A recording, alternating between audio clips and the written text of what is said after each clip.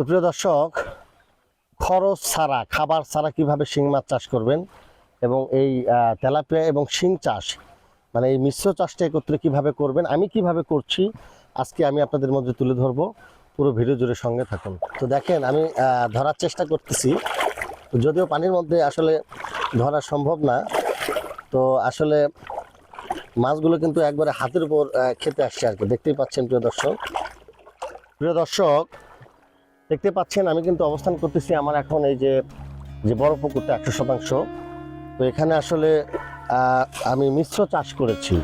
তো আজকে প্রতিবেদনের যে মূল বিষয় আপনার তেলাপিয়া মাছের সাথে কিভাবে শিং মাছের চাষ করা যায়, এতে কতটা লাভবান হওয়া যায় এবং এই আমি কিভাবে করেছি এই বিষয়টা আপনাদের মাঝে তুলে ধরবো প্রিয় দর্শক।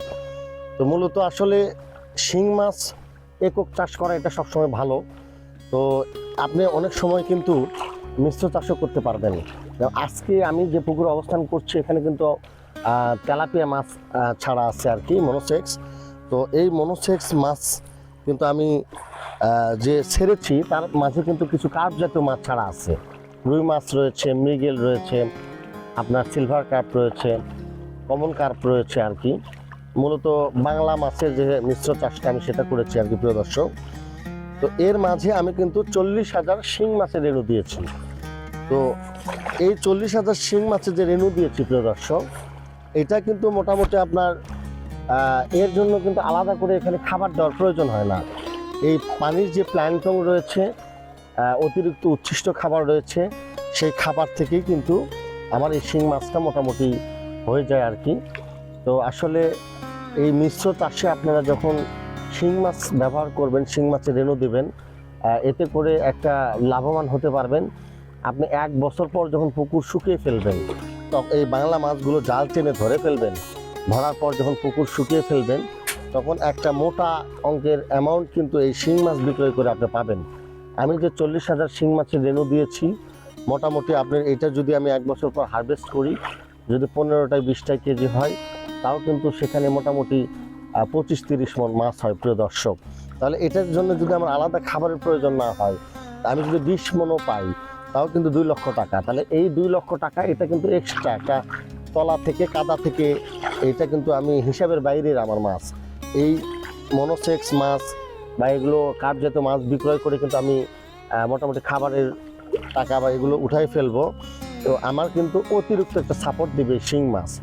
এই শিং মাছ বিক্রয় করে আমার একটা যে অর্থটা আসবে সেখান থেকে কিন্তু আমি আরও বেশি বেনিফিটেড হতে পারবো প্রিয় দর্শক। তো প্রিয় মাছ চাষি খামারে ভাইরা, আপনারা যদি এই মাছ চাষ করতে গিয়ে যদি সঠিক পরিকল্পনা না করতে পারেন, একটু যদি বুদ্ধি না খাটাইতে পারেন, তাহলে কিন্তু আপনি লাভবান হতে পারবেন না। এই মাছের যে পরিমাণ বাজার এবং খাদ্যের যে পরিমাণ বাজার, তাতে করে মাছ চাষ করে লাভবান হওয়া এটা কিন্তু এখন একটা চ্যালেঞ্জ হয়ে গেছে। তাই আপনাকে একটু পরিকল্পিতভাবে চাষ করতে হবে, একটু টেকনিক্যালি আপনাকে মাছ চাষ করতে হবে, তাহলে কিন্তু আপনি লাভবান হতে পারবেন প্রিয় দর্শক। তো এই যে আমার মাছগুলো দেখতে পাচ্ছেন, এই কার্প জাতীয় মাছের মাঝে যে আমি শিং মাছ দিয়েছি, এতে করে কিন্তু শিং মাছের রোগবালাই এখানে কিন্তু হওয়ার পরে মানে চান্সটা খুব কম, রোগবালাই হবে না। তো আপনার হচ্ছে যে এই মাছগুলো বড় হতে হতে অটোমেটিক্যালি কিন্তু আমার শিং মাছগুলো মোটামুটি একটা সাইজ হয়ে যাবে। তো প্রিয় দর্শক, এই শিং মাছ যারা আপনারা মিশ্র চাষ করেন আর কি, তেলাপিয়া বা কার্প জাতীয় মাছ, তাদের আমি পরামর্শ দিব যে শুধুমাত্র তেলাপিয়া চাষ করে কিন্তু পয়সা উঠবে না। আর আমি কিন্তু আরেকটা বিষয় আপনাদের অবগত করতে চাই প্রিয় দর্শক, আমি কিন্তু এই মনোসেক্স মাছের মাঝে যে শিং চাষ করেছি এবং পাশাপাশি কিন্তু এখানে 1000 পিস মাগুর মাছ দেওয়া রয়েছে আমার। তো এই মাগুর মাছটা কিন্তু এটাও কিন্তু আলাদা করে এর জন্য কোনো খাবার আমার প্রয়োজন হয় না। আমি কিন্তু বছর শেষে এই মোটামুটি মাগুরেরও একটা ভালো উৎপাদন পাবো।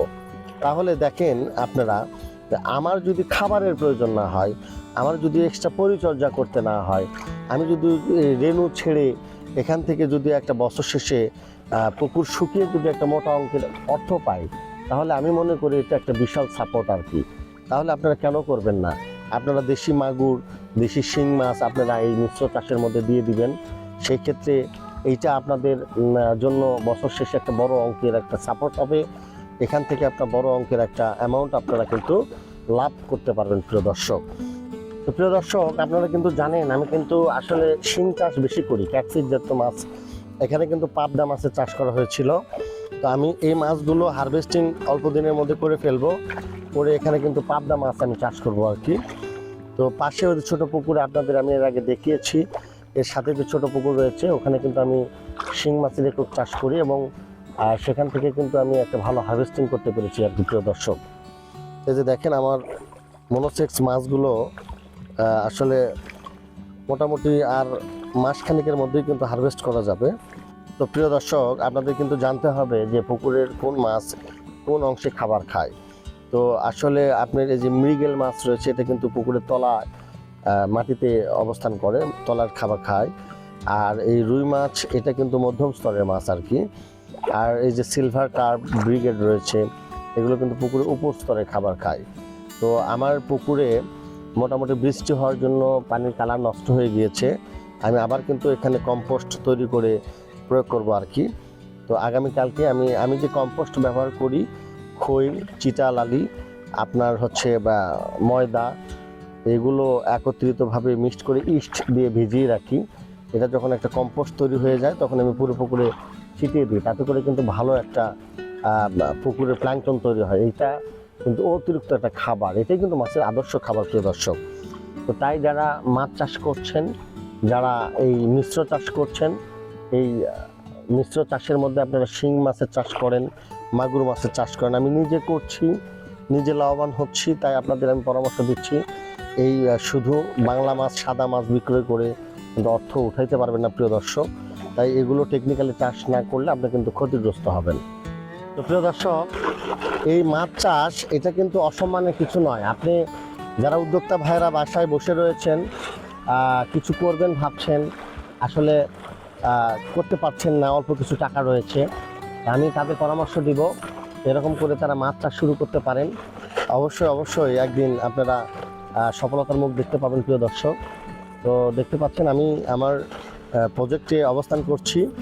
প্রিয় দর্শক, আপনারা কিন্তু জানেন আমি কিন্তু পেশায় একজন শিক্ষক, আমার কিন্তু একটা প্রাইভেট স্কুল রয়েছে। তো আমি কিন্তু মোটামুটি 3 বছরের ব্যবধানে স্কুলে একটা ভালো সফলতা পেয়েছি। পাশাপাশি এই যে মাছ চাষ করি, আমি একজন ছোট উদ্যোক্তা।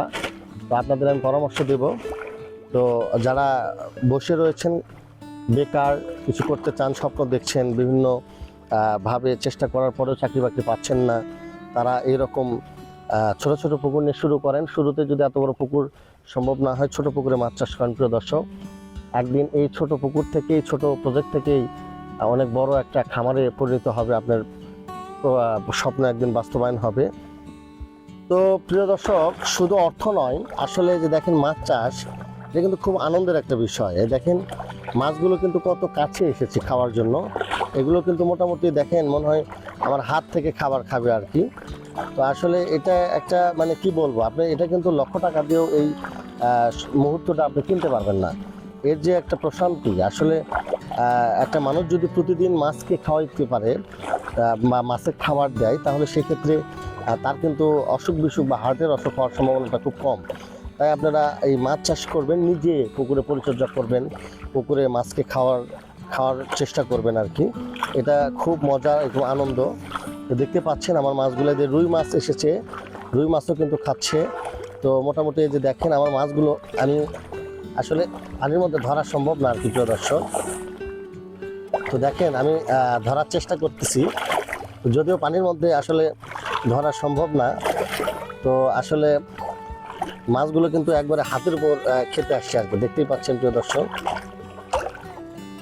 তো এই মাছ চাষ এটা কিন্তু একটা নেশা। আসলে এরকম সুন্দর মুহূর্ত আপনি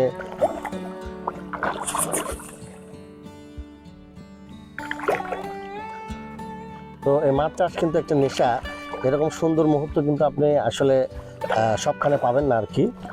তো প্রিয় মাছ চাষি খামারি ভাইয়েরা, আমি আজকে আপনাদের যে বিষয়টি বোঝানোর চেষ্টা করেছি, আপনারা যারা মাছ চাষ করেন, আসলে যে পরিমাণ প্রতিবন্ধকতা, যে পরিমাণ চ্যালেঞ্জ, খাবারের যে পরিমাণ মূল্য এখন, তো আসলে যদি আপনারা লাভবান হতে চান, পরিকল্পিতভাবে প্রশিক্ষণ নিয়ে টেকনিক্যালি আপনাকে চাষাবাদ করতে হবে।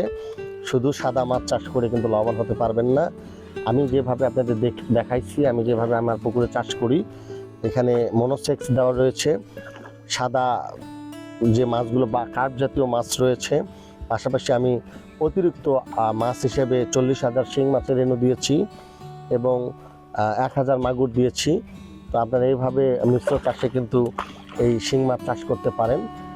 আলাদা করে এর খাবারের প্রয়োজন নাই, এর যত্নও নিতে হবে না, অটোমেটিক্যালি কিন্তু এই মাছের সাথে ওই মাছটা আপনার তৈরি হয়ে যাবে আর কি প্রিয় দর্শক।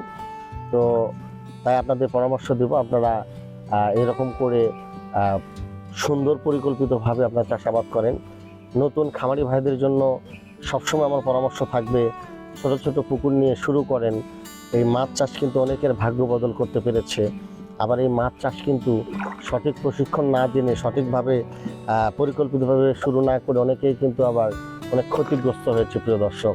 তাই নতুন খামারি ভাইরা আপনারা বিভিন্ন খামার পরিদর্শন করেন, বিভিন্ন জায়গাতে যান, এই মাছ চাষ করতে গিয়ে প্রতিবন্ধকতাগুলো খুঁজে বের করেন, বিক্রয় করার সময় কি কি সমস্যার সম্মুখীন হওয়া লাগতে পারে, আসলে কি কি অসুবিধা হতে পারে, এগুলো নিয়ে একটু রিসার্চ করেন। তো মোটামুটি একটা জ্ঞান আহরণ করার পর আপনারা মাছ চাষ শুরু করেন। তো আশা করি একদিন সফলতা আপনাদের দ্বার প্রান্তে এসে ধরা দেবে প্রিয় দর্শক। আজকে এ পর্যন্তই। আমার প্রতিবেদন থেকে যদি বিন্দু পরিমাণও আপনাদের উপকার হয়ে থাকে, বংশী এগ্রো চ্যানেলটি সাবস্ক্রাইব করবেন। তো প্রতিনিয়ত এরকম কৃষিভিত্তিক ভিডিও নিয়ে আপনাদের মাঝে হাজির হব। সবাই ভালো থাকবেন, সুস্থ থাকবেন। সকলের জন্য অনেক অনেক শুভকামনা। খোদা হাফেজ।